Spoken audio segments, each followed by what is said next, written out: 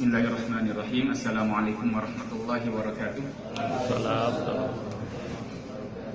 Innal hamdalillah nahmaduhu wa nasta'inuhu wa nastaghfiruh wa na'udzu billahi min shururi anfusina wa min sayyiati a'malina. May yahdihillahu fala mudilla lahu wa may yudlil fala hadiya lahu. Asyhadu an la ilaha illallah wahdahu la syarika lahu wa asyhadu anna Muhammadan 'abduhu wa rasuluh alladzi la nabiyya ba'dahu, amma ba'd. Fa inna asdaqal hadithi kitabullah wa khairal hadi hadi Muhammadin sallallahu alaihi wasallam wa syarrul umuri muhdatsatuha fa inna kulla muhdatsatin bid'ah wa kulla bid'atin dhalalah wa kulla dhalalatin finnar. Jamaah yang dirahmati Allah Subhanahu wa taala, segala puji bagi Allah yang telah mengumpulkan kita di majlis ta'lim ini. Mudah-mudahan Allah senantiasa terus memberkahi kita, memberikan kita kekuatan untuk selalu hadir di majlis-majlis ilmu seperti majlis ilmu ini, sehingga kita tadi bisa mengambil buah, mengumpulkan buah ya, yang tentunya buah segar untuk kemudian bakal kita nanti di akhirat kelak. Juga salawat serta salam kita sampaikan kepada Nabi Muhammad SAW, para sahabat, para tabi'in, dan orang-orang yang mengikuti jejak langkah mereka hingga akhir zaman dengan baik. Bapak-bapak, ibu-ibu yang dirahmati Allah Subhanahu wa taala, pada beberapa pekan yang lalu kita telah memulai membahas kitab yang berjudul Al-Qawaid Al-Arba' karya Syekh Muhammad bin Abdul Wahhab rahimahullahu taala, dan telah disinggung beberapa muqaddimah yang mungkin insyaallah masih diingat ya oleh bapak-bapak dan ibu-ibu semuanya, bahwasanya di antara faidah yang bisa kita ambil dari muqaddimah, di antara prinsip kita sebagai seorang muslim adalah senantiasa saling sayang, saling cinta. Di saat apa? Di saat kita mengajak kepada kebaikan, di saat kita mengajar, di saat kita mentarbiyah, di saat kita mendidik. Menjadi prinsip dasar kita di saat berinteraksi dengan orang lain. Ketika mengajak, maka kemudian tidak mungkin didasari dengan rasa kesal, dengan marah-marah, tapi apa? At-tarahum, dengan saling kasih, dengan saling kasih sayang. Kemudian yang kedua, kita telah membahas bahwasanya tauhid ataupun ibadah ya tidak akan dikatakan ibadah di saat bahwasanya tidak adanya keikhlasan, tidak adanya ketauhidan kepada Allah Subhanahu wa taala. Sama seperti sholat, di saat sholat itu tidak ada wudu, maka tidak dikatakan sholat. Maka tadi ibadah tidak ada keikhlasan, maka tidak dikatakan ibadah. Sama seperti sholat menjadi batal, menjadi sia-sia. Tadi kalau berbicara dengan buah-buahan yang dikatakan oleh Ustaz Hamka, capek ngambil buah, mencari, ya naik pohon. Sama seperti halnya kita beramal ibadah, capek, sholat itu capek. Tapi karena terbiasa, kemudian seperti biasa, dan bahkan orang yang mengatakan melalaikannya ataupun dianggap biasa, kemudian sehingga tidak ada apa? Tidak ada kesungguhan. Ya, harus ada niat yang baik, kemudian khusyuk, itu kan penuh pengorbanan, penuh jihad. Namun ternyata apa? Habaan manturo, menjadi sia-sia karena apa? Tadi hilang karena kesyirikan yang kita akan bahas dari 4 kaidah ini. Jadi buah-buah itu ataupun amalan-amalan kita akan sia-sia di saat tadi tidak dijaga dari hama apa? Syirik. Sayang, udah tadi mungkin semangat untuk mengumpulkan buah, semangat untuk beramal, namun lupa ada hal yang menggerogoti, ada hal yang mencederai, yaitu kesyirikan kepada Allah Subhanahu wa taala. Maka kemudian 4 kaidah ini ya, buku ini ya akan membahas sehingga kita bisa bersikap dengan pasti, sehingga kita bisa bersikap dengan tegas terhadap kesyirikan dan pelaku kesyirikan. Terkadang ada syubhat, kemudian kita ragu, oh iya ya, berarti yang kita yakini tidak betul, gitu. Nah, di sini insya Allah akan memberikan kita pemahaman lebih jelas lagi tentang memaknai kesyirikan.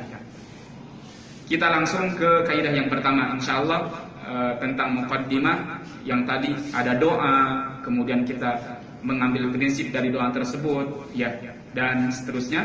Kita ambil halaman ke 3 di akhir, al-qaidatul ula, ya, halaman ketiga baris akhir, al-qaidatul ula.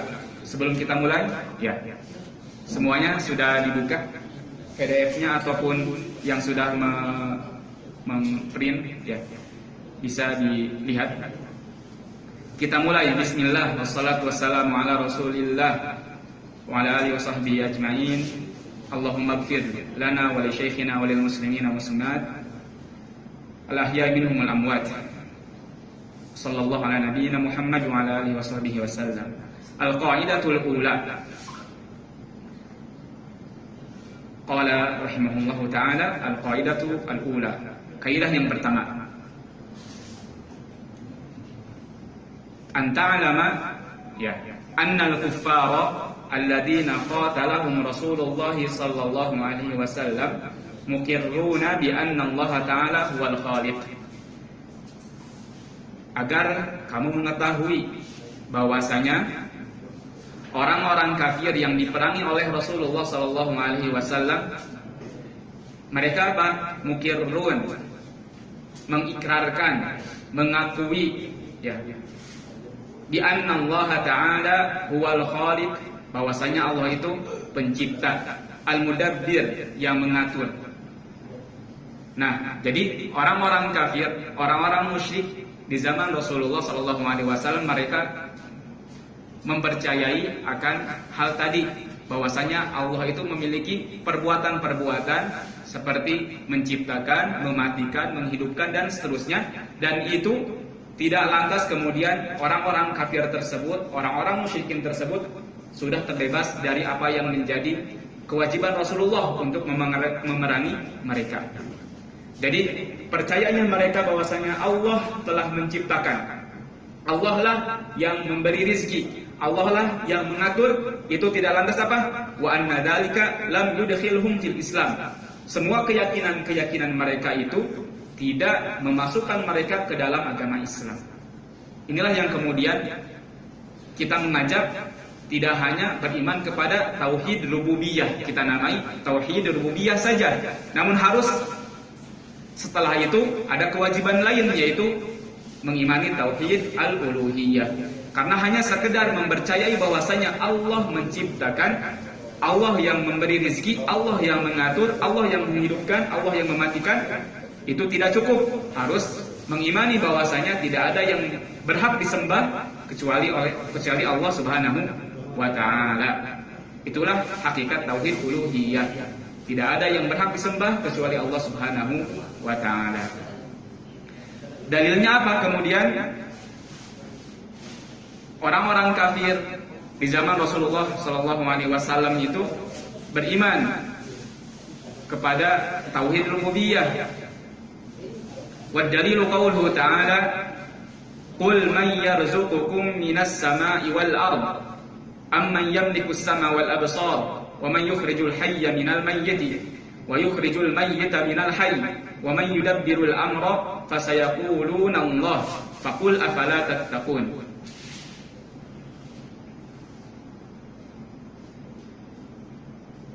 Dalilnya firman Allah Subhanahu wa ta'ala, qul, katakanlah kepada orang kafir, wahai Nabi Muhammad, may yarzuqukum, siapa yang memberi rezeki kalian dari langit dan bumi, dan yang memiliki pendengaran dan penglihatan, dan yang mengeluarkan yang hidup dari yang mati, kemudian hidup, ataupun yang hidup menjadi mati.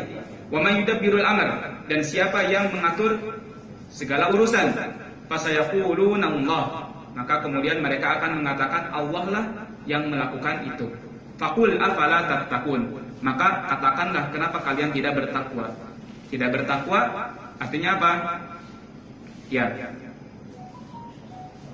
tidak kemudian menghadirkan keikhlasan, tidak kemudian beribadah kepada Allah Subhanahu wa ta'ala dengan benar, tidak mentauhidkan Allah Subhanahu wa taala dalam beribadah.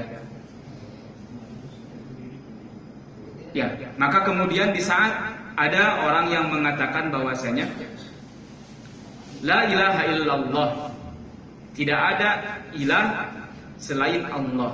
Ilah, ada yang kemudian mengatakan artinya adalah Rabb, Al-Qadir alal ikhtira. Jadi artinya itu ilah itu Al-Qadir ala al-ikhtira, yang bisa menghadirkan sesuatu yang baru. Jadi artinya tidak ada yang bisa menghadirkan sesuatu yang baru, tidak ada yang bisa menciptakan sesuatu yang baru kecuali Allah. Ini kira-kira betul apa enggak? Hah? Sampai di sini betul enggak? Betul. Hah? Tidak ada yang menciptakan, tidak ada yang kemudian mendatangkan sesuatu yang baru kecuali Allah Subhanahu wa taala. Itu hakikat kalimat la ilaha illallah, betul atau tidak? Hah? Ini baru tauhid rububiyah. Tetapi apa? Harus ditambahkan bahwasanya tidak ada yang berhak disembah kecuali Allah. Ilah dari alaha, ma'bud, abada, ma'bud. Jadi ilah itu menurut para ahli lughah itu ma'bud, disembah. Jadi arti yang betul tentang kalimat la ilaha illallah adalah tidak ada ilah, tidak ada Tuhan yang berhak disembah kecuali Allah. Bukan tidak ada yang menciptakan, tidak ada yang memberi rizki kecuali Allah. Bukan itu, tetapi apa? La ma'buda bihaqqin illallah. Maka ada kemudian orang-orang di luar sana yang mencukupkan dengan tauhid rububiyah saja, maka kemudian dia akan terbebas dari apa yang menjadi ancaman Allah Subhanahu wa taala. Ini tentu kekeliruan, ya, keliru dalam memahami ketauhidan kepada Allah Subhanahu wa taala.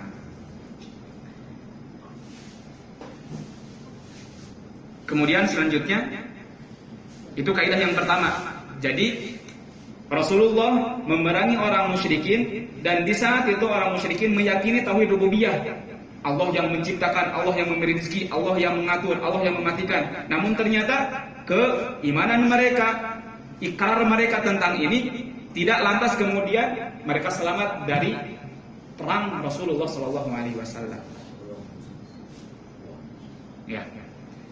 Kok ini ada tauhid rububiyah dan tauhid uluhiyah dari mana? Ini Wahabi sesat, membagi tauhid menjadi tiga. Jawabannya apa?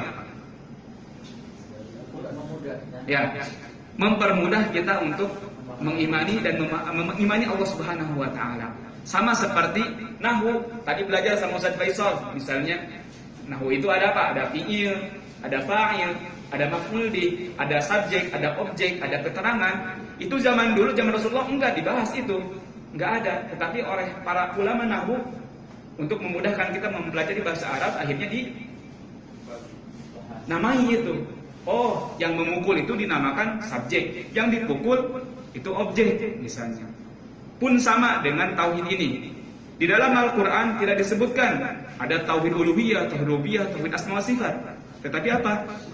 Dari Al-Quran ini kemudian para ulama mengambil istinbat.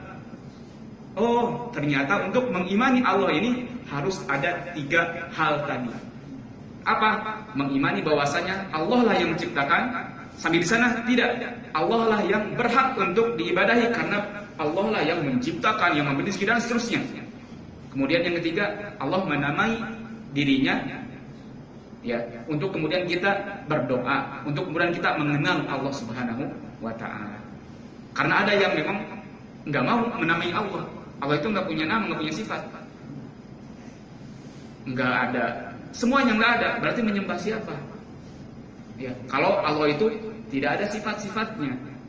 Dan ini Allah yang menggambarkan bahwasanya Allah punya sifat. Walillahil asma al-husna fad'uhu biha. Allah mempunyai asma dan asma husna, yang baik. Fad'uhu biha, maka berdoalah dengan nama dan sifat Allah tadi. Ini kemudian ya, apa? Dalam ayat apa kemudian kita tahu ada tiga tauhid? Al-Fatihah. Itu langsung 3 tauhid semuanya ada. Alhamdulillahi Rabbil Alamin. Rabbil Alamin, Rabb artinya yang menciptakan, yang memberi rezeki, yang mengatur. Itu Rabb. Berarti tauhid apa? Rububiyah. Ar-Rahmanir Rahim. Tauhid apa? Asma wa sifat. Malik Yaumiddin. Itu rububiyah. Iyyaka na'budu. Nah, uluhiyah. Hanya kepadamu kami menyembah. Dan semuanya tidak jauh dari ini. Qul huwallahu ahad. Tauhid uluhiyah. Allah yang satu. Allahus Samad. Ya. Nama Allah Subhanahu wa taala. Semuanya ada di dalam Al-Qur'an namun tidak disebutkan tadi.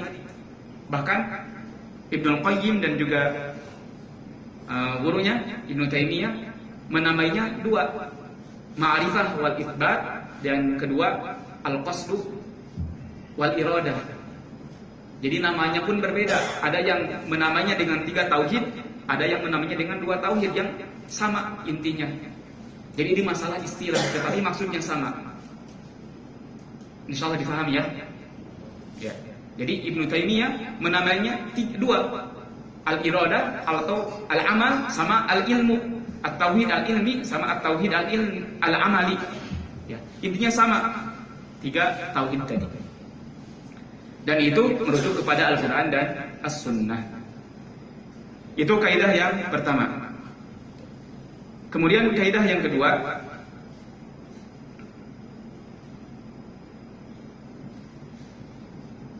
Al-Qaidatu Tsaniyah, annahum yaqulun, mereka berkata, orang-orang musyrik tadi berkata, ma da'awnahum wa tawajjahna ilaihim illa li talabil qurbati wasyafa'ah. Kami tidak berdoa kepada mereka, kepada berhala, kepada benda-benda, kepada batu, dan juga kami tidak menghadap kepada mereka illa kecuali li talabil qurbati wasyafa'ah, kecuali untuk 2 hal, untuk mendekatkan diri dan juga untuk mendapatkan syafaat. Jadi istilah ibadah menurut mereka itu berbeda dengan ibadah menurut kita. Asy-syafa'ah dan juga al-qurbah itu bagian dari ibadah dan mereka tidak mengatakan itu adalah ibadah. Sehingga mereka mengatakan kami itu kepada mereka bukan menyembah, kepada berhala bukan untuk menyembah. Tetap Allah lah yang memberi, tetapi apa? Saya menuju mereka untuk mendekatkan diri kepada Allah lewat mereka, untuk mendapatkan syafaat Allah lewat mereka. Dan hakikat dari 2 hal ini adalah sebuah ibadah. Maka kemudian ibadah harus ditujukan kepada siapa? Kepada Allah. Maka inilah kemudian mereka miss dalam memahami ibadah. Kita tahu ibadah hanya untuk Allah, karena Allah. Namun mereka apa? Enggak kok, ini bukan ibadah. Itu teh ibadah, doa itu ibadah. Maka tidak ada yang berhak kecuali kepada Allah. Kita berdoa hanya kepada Allah Subhanahu wa taala. Ya. Jadi tujuan mereka menyembah berhala ataupun benda-benda dan objek-objek lainnya adalah untuk yang pertama adalah qurbah, mendekatkan diri, dan yang kedua adalah untuk mendapatkan syafaat. Dalilnya apa? Kemudian mereka mengatakan untuk qurbah, untuk mendekatkan diri. Qauluhu ta'ala, walladzina ittakhadhu min dunihi awliya ma na'buduhum illa liyuqarribuna ila Allahi zulfa. Mereka orang-orang yang menjadikan selain Allah sebagai wali, ma na'buduhum, kami tidak menyembah mereka, melainkan apa? Liyuqarribuna ila Allahi zulfa, hanya untuk mendekatkan kami kepada Allah dengan sedekat-dekatnya. Jadi mereka mengikrarkan bahwasanya mereka lah tidak beribadah langsung kepada mereka, tetapi untuk mendekatkan diri kepada Allah Subhanahu wa taala. Padahal itu adalah bagian dari ibadah, dan ibadah tidak boleh dilakukan kecuali hanya untuk Allah Subhanahu wa taala. Dalil bahwasanya apa? Mereka kemudian menyembah berhala tadi adalah untuk syafaat.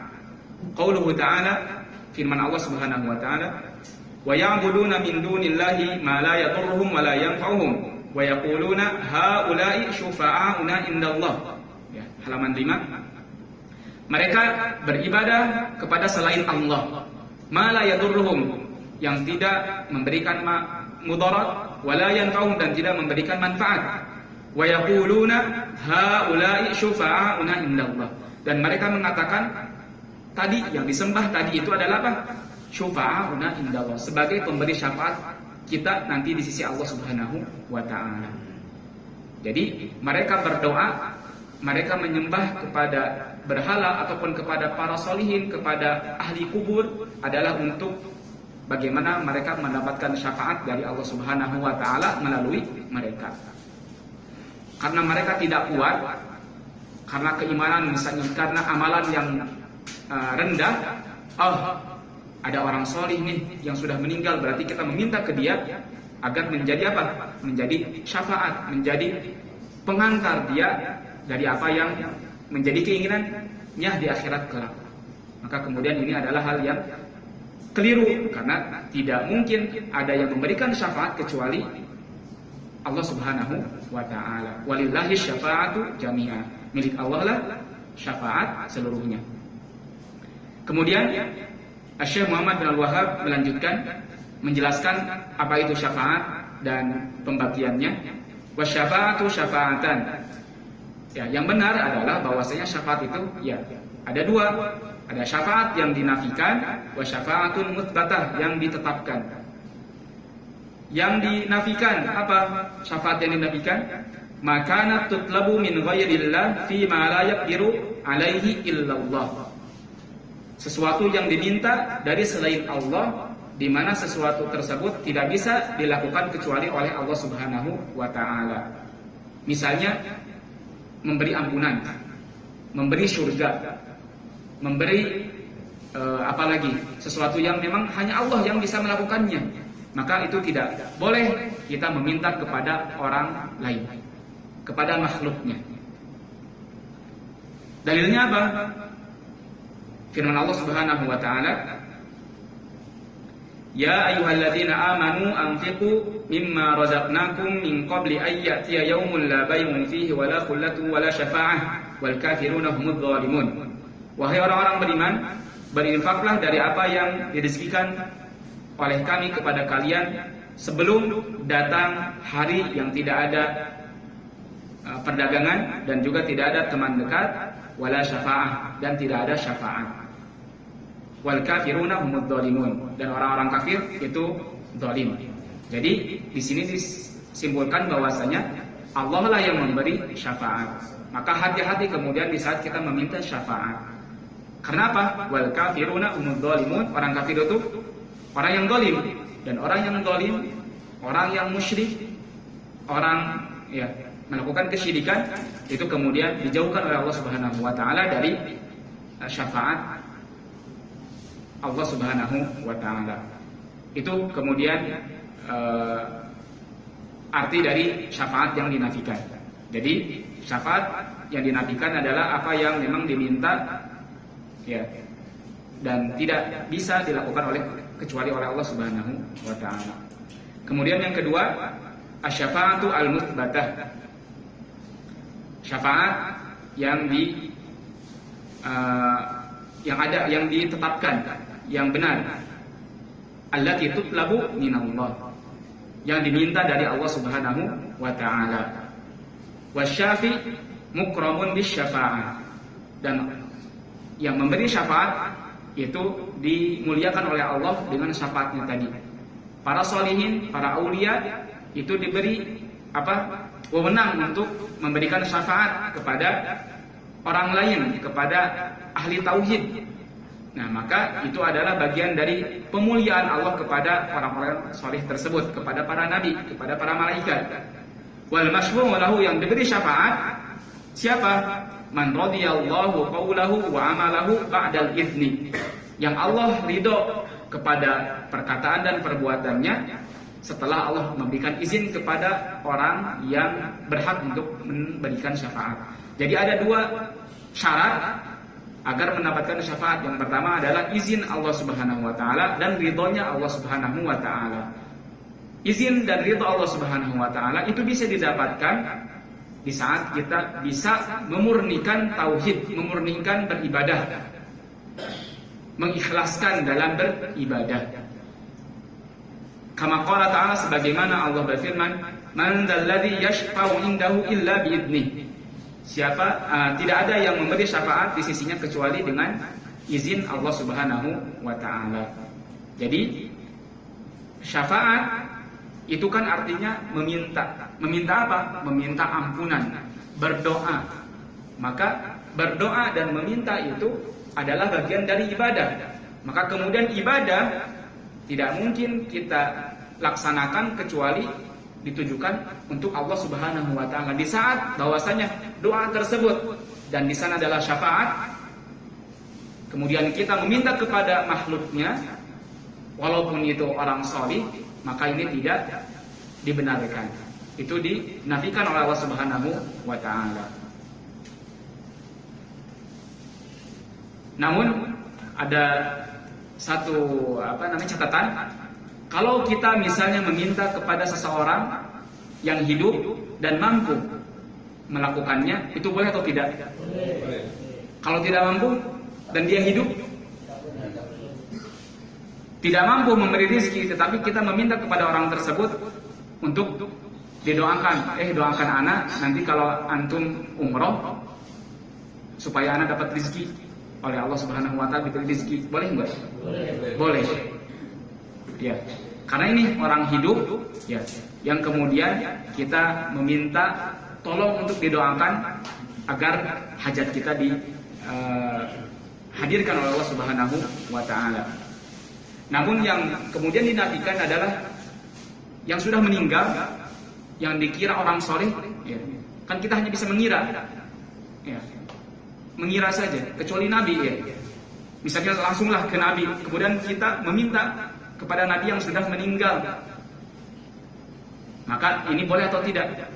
Tidak bisa, karena meminta hanya kepada Allah Subhanahu wa taala. Walaupun Nabi dan orang-orang yang syuhada itu sudah mendapatkan kepastian akan bisa memberikan syafaat kepada orang lain nanti di akhirat, tetapi tetap apa? Tadi harus ada izin dari Allah Subhanahu wa taala, dan kita pun sama diridhoi Allah Subhanahu wa taala. Bagaimana bentuknya? Adalah bahwasanya kita senantiasa di jalan Allah, senantiasa mengikhlaskan ibadah hanya untuk Allah Subhanahu wa taala. Baik.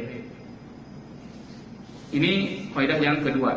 Jadi yang pertama, orang musyrikin ya, percaya akan tauhid rububiyah. Kemudian yang kedua, mereka mengatakan mereka tidak beribadah. Ya, mereka tidak beribadah, tetapi apa? Untuk mendekatkan diri kepada Allah, untuk mendapatkan syafaat. Ternyata dibantah. Zaman dulu pun sama, begitu. Ya. Karena apa? Allah nafikan bentuk doa kalian, bentuk permintaan syafaat kalian. Karena tidak ada yang kemudian memberi syafaat kecuali hanya Allah Subhanahu wa taala. Sama, bisa ditarik ke zaman sekarang. Enggak kok, saya tidak ibadah ke kuburan ini, hanya meminta kepada Allah tapi lewat dia. Ya sama, itu hakikatnya dari ibadah. Dan sama hakikatnya dengan perlakuan orang-orang musyrik zaman dulu. Dan itu dinamai ibadah, dan ibadah tidak boleh kepada mereka. Enggak kok, ya, saya niatnya baik. Ya. Enggak, harus baik dan benar. Ya. Baik saja tidak cukup, harus kemudian benar. Al-qaidatu ats-tsalitsah. Kaidah yang ketiga. Anna nabiyya dhahara ala unasin mutafarriqin fi ibadatihim, minhum man ya'budul malaika wa minhum man ya'budul anbiya. Para nabi diutus di tengah-tengah kaum yang berbeda-beda dalam peribadatan mereka. Ada yang menyembah malaikat, ada yang menyembah nabi, ada yang menyembah sholihin, ada yang menyembah pohon, ada yang menyembah bebatuan, ada pula yang menyembah matahari dan bulan. Tetapi apa? Apakah Rasulullah membedakan, kamu mau menyembah malaikat, nggak apa-apa, nggak usah diperangi, nggak apa-apa, lanjutkan, atau sama saja dengan yang menyembah berhala? Ya, menyamakan, tidak membedakan, sama saja. Yang menyembah berhala, Rasulullah perangi. Yang menyembah malaikat, Allah dan Rasulnya perangi. Yang menyembah orang-orang soleh diperangi oleh Rasulullah SAW. Tidak dibeda-bedakan. Karena ada orang yang mengatakan, enggak kok, ini orang soleh. Ya. Kan dulu kan berhala, ini kita ke orang soleh. Enggak, sama aja. Rasulullah di zaman dulu udah melihat ada orang yang menyembah berhala, ada orang yang menyembah para nabi. Maka semuanya disamaratakan apa? Qatiluhum hatta la takuna fitnah wa yakuna ad-dinu lillah. Qatilul musyrikina kafah. Perangilah orang-orang musyrik secara menyeluruh, totalitas. Ya. Tidak dibeda-bedakan, entah ini beribadah kepada siapa dan kepada apa. Dan semua ada dalilnya. Ya, semua ada dalilnya. Orang-orang yang menyembah malaikat sama Allah disebutkan ada dalilnya bahwasanya di sana ada orang yang menyembah malaikat, ada orang yang menyembah para salihin dan seterusnya, bisa dibaca biar kita persingkat. Ya. Jadi semuanya tidak dibeda-bedakan oleh Rasulullah Shallallahu Alaihi Wasallam. Diperangi semuanya. Ya, diajak kepada kalimat la ilaha illallah. Ini disebutkan dalil-dalilnya. Mereka menyembah solihin, mereka menyembah batu, berhala. Ya. Kaidah yang keempat, anna musyriki zamanina aghladu syirkan minal awwalin. Bahwasanya orang-orang musyrik, ya, halaman terakhir, orang-orang musyrik di zaman sekarang aghlad syirkan minal awwalin, lebih buruk, lebih parah dari orang-orang musyrik zaman dahulu. Kenapa? Li'annal awwalin yusyrikuna fir raha wa yukhlisuna fi syiddah. Karena orang-orang musyrik pada zaman dahulu itu mereka melakukan kesyirikan di saat apa? Di saat dalam keadaan senang. Di saat senang mereka melakukan syirik, lupa ke Allah. Namun di saat mereka dalam ketakutan, dalam kesempitan, dalam kesulitan, mereka mengikhlaskan beribadah kepada Allah Subhanahu wa taala. Ya, fa idza raqibu fil fulki da'u Allah mukhlishina lahuddin, falamma najahum ilal barri idza hum yusyrikun. Dalilnya firman Allah Subhanahu wa taala. Ya, salah satu contohnya ada di saat mereka menunggangi kapal. Di saat kemudian kapal tersebut ada ombak, tergonjang-ganjing, mereka berdoa kepada Allah Subhanahu wa taala dengan ikhlas agar dibebaskan, agar diselamatkan. Namun ternyata pas sudah sampai ke tepian, ke darat, mereka apa? Melakukan kesyirikan. Tetapi di saat tadi ketakutan, dalam keadaan sempit, mereka berdoa kepada Allah Subhanahu wa taala dengan ikhlas. Nah, zaman sekarang enggak. Di saat longgar, di saat senang, mereka syirik, pun sama di saat kesulitan. Ditimpa musibah, ada apa? Ada tsunami, ada kemudian zilzal, ya, ada gempa, mereka malah pergi kemana? Ya. Ke tempat tertentu kemudian memberikan sesajen, kan ya? Malah syirik, tambah syirik. Ini katanya tsunami karena di sana ada yang marah, malah tambah syiriknya. Ya.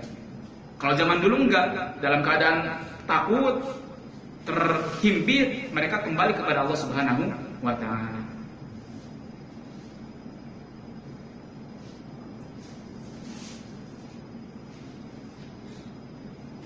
Namun tadi kan sudah rububiyah, tidak cukup dengan tauhid rububiyah. Kemudian argumen mereka tidak beribadah tetapi mendekatkan diri, sudah dijawab. Mendekatkan diri dan meminta syafaat hanya untuk Allah Subhanahu wa taala, hanya kepada Allah. Kemudian yang ketiga, Rasulullah diutus kepada semua manusia yang kemudian beda-beda bentuk penyembahannya, ada yang kepada para salihin dan anbiya, dan semuanya diperangi. Yang keempat, zaman sekarang itu lebih buruk lagi. Namun ternyata ada yang mengatakan kalau kita kan sekarang sholat, para musyrik misalnya saat ini yang melakukan kesyirikan, sholat, zakat, saum kan beda, masa disamakan dengan musyrik yang lalu? Ya. Gimana jawabannya? Hah? Kok tega banget kamu menyamakan kami yang sholat, yang zakat, yang saum dengan orang-orang musyrik yang mereka tidak melakukan itu? Kira-kira jawabannya apa? Hah? Kenapa? Ya. Ya, jadi kembali kepada prinsip pertama. Ibadah tidak dikatakan ibadah kecuali apa? Dengan tauhid. Jadi habaan manthura, sia-sia apa yang mereka lakukan. Jadi sama saja dengan kaum musyrikin. Mereka sudah capek mengumpulkan, sudah beramal, namun ternyata karena kesyirikan menjadi apa? Sia-sia.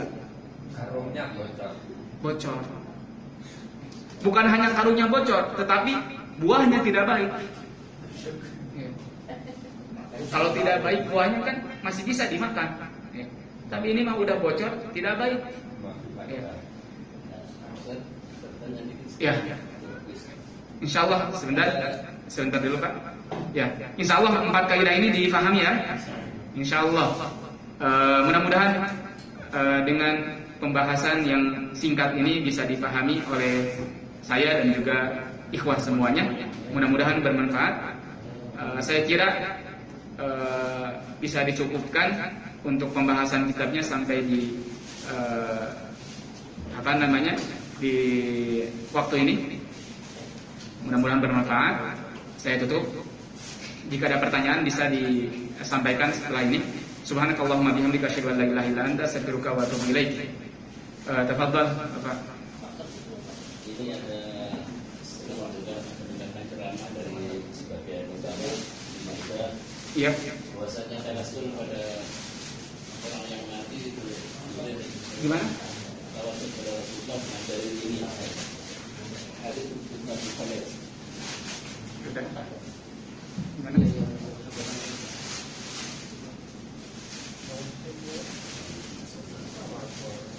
Apa pertanyaan? Tawasul pada Rasulullah. Itu sering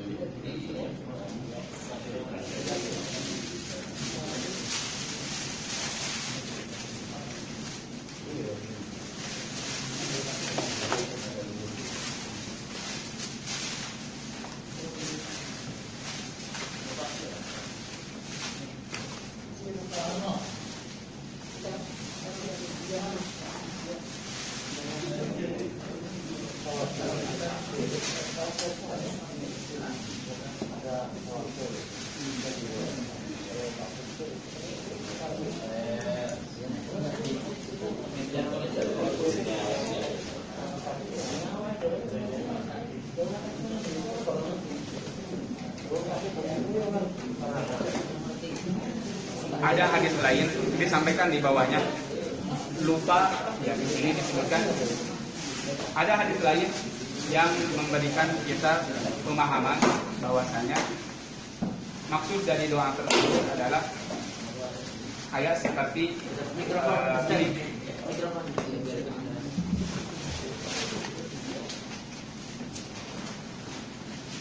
hujah yang diberikan tawasul pada hujahnya dikatakan.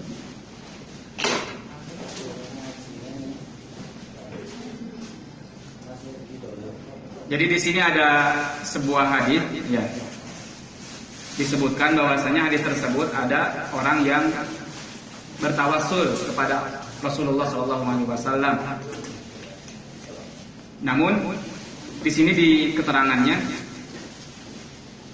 ada kemudian hadis lain. Nah, inilah pentingnya kemudian kita memahami hadis. Tidak cukup satu hadis itu saja, harus komprehensif. Misalnya dikatakan A, tidak bisa kita katakan A langsung kita hukumi, harus melihat hadis lainnya. Siapa tahu kemudian maksudnya bukan itu. Maka ini siapa yang tahu? Para ulama. Makanya dikatakan apa? Fas'alu ahla dzikri in kuntum la ta'lamun. Dan untuk memahami hadis itu perlu komprehensif, melihat hadis-hadis lain yang memalingkan dari apa yang menjadi pemahaman kita dari hadis yang pertama kita baca. Kemudian di sini di akhir pas ada hadis lain, Allahumma syafi'ni fihi. Ada kemudian contoh bagaimana kita bisa meminta syafaat. Gimana kata-katanya? Allahumma syafi'ni, ya, syafi'ni fihi, atau enggak syafi'ni Muhammad. fi apa, dalam hal apa. Jadi tetap kita misalnya meminta syafaat kepada Allah, tetapi dengan meminta seperti apa? Caranya,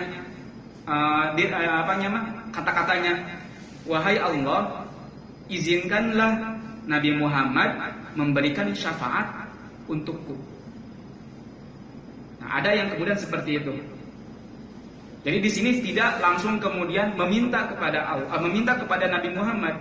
Berbeda dengan gini, wahai Nabi Muhammad, masukkanlah ke surga. Ketika Nabi Muhammad sudah meninggal, kemudian kita mengatakan demikian, wahai langsung. Tapi apa? Ketika kita menjadikan wahai Allah, jadikanlah Nabi Muhammad orang yang memberikan syafaat kepadaku nanti di akhirat. Beda nggak dengan tadi langsung? Terus ya Rabbi bil Mustafa gimana? Itu apa? Itu kan ungkapan mereka. Iya, rangkaian mereka. Iya, itu kan bukan hadis. Itulah makanya kemudian tidak boleh syair, bait mereka. Jadi gini, usul fikih, tahu usul fikih? Usul fikih itu cara untuk memahami Al-Quran dan Sunnah. Nah, kemudian untuk memahami Al-Quran dan Sunnah, orang-orang yang sesat memasukkan ke dalam usul fikih supaya nanti salah dalam memahaminya. Ada seperti itu. Sama juga, harus ahlul lughah. Ahlul lughahnya sesat. Mereka mengada-ngada, nulis, nih ada kok bahasanya seperti ini. Jadi sesuai dengan keyakinannya mereka membuat sesuatu.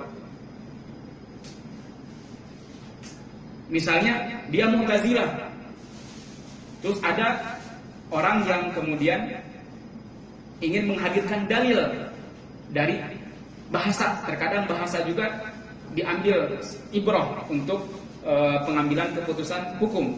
Nah, kemudian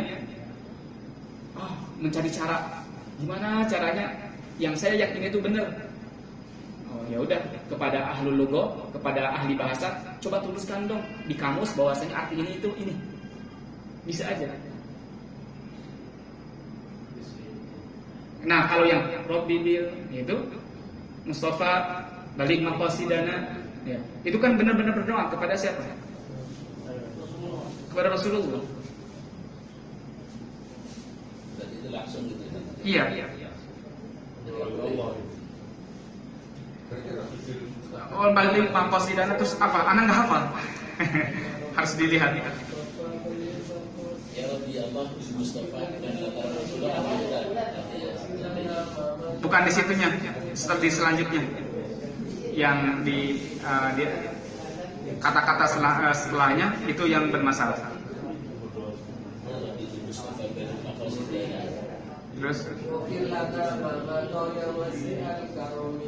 Terus mantan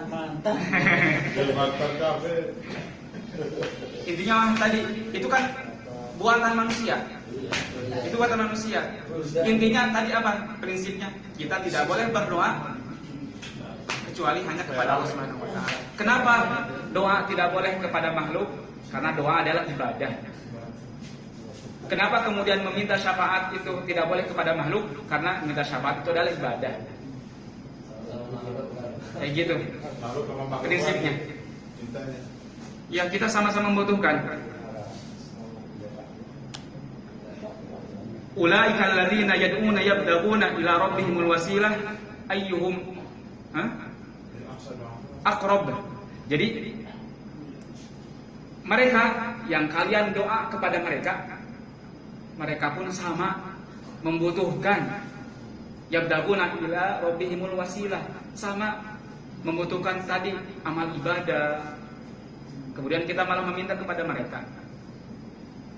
Dan yang didoa yang mereka itu siapa? Orang-orang soleh pun sama, ya, membutuhkan doa dari kita, bukan kemudian kita berdoa kepada mereka. Itu Allah mengatakan di dalam surat apa?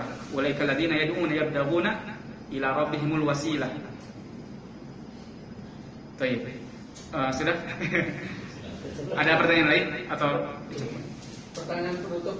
Hanya sekedar perbedaan saja. Tadi Ustaz menyampaikan itu pengabulan permintaan kita itu tergantung Allah itu mengizinkan dan meridhoi. Apa sih bedanya mengizinkan dan meridhoi? Memberikan izin kepada, misalnya ada orang solih